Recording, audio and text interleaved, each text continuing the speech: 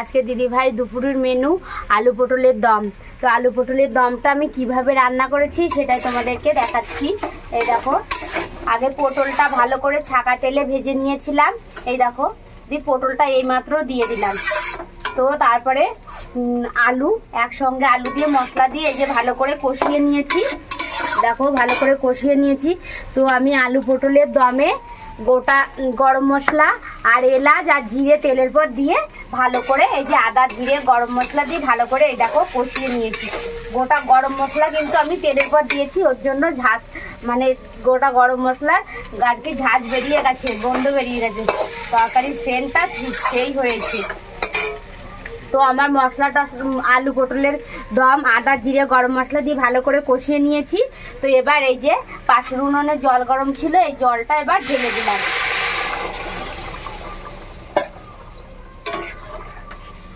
দেখো কি সুন্দর কিন্তু কালারটা চলে এসেছে। এই দেখো, আমি পটলগুলো কিন্তু ছাকা তেলে ভেজে রেখেছিলাম, কষানোর পরে পটলগুলো দিয়েছি, কেননা কষানোর পরে পটলগুলো দিলে সেই গলবে না আর খেতেও কিন্তু টেস্ট হবে।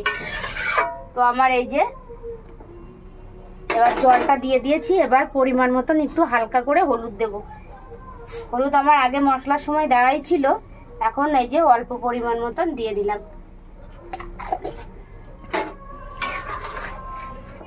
আজকে গোটা গরম মশলার ঝাঁজ বেরিয়ে গেছে। তো তেলের পর গরম মশলা দিলে কিন্তু খেতেও সেই টেস্ট হয়।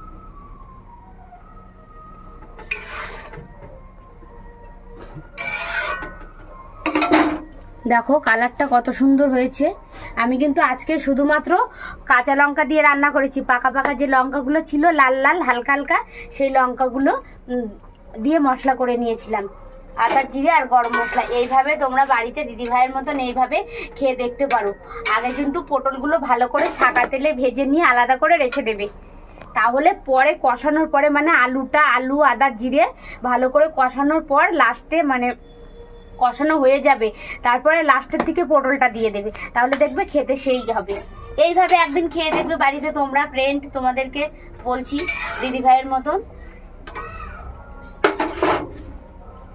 এই যে পটলের তেলটুকু ছিল, এগুলো আবার তেলের মধ্যে আমি ইসের মধ্যে দিয়ে দিলাম, তরকারির মধ্যে।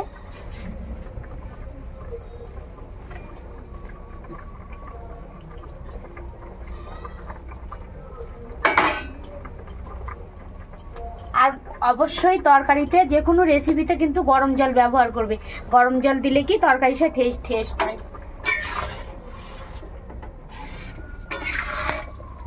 দেখো কি সুন্দর কালার চলে এসেছে। দেখো আমি কিন্তু আলুটাও এই দেখো আলুটাও ভালো করে ছাকা তেলে ভেজে নিয়েছি। আজকে একটু অন্যরকম ভাবে করলাম।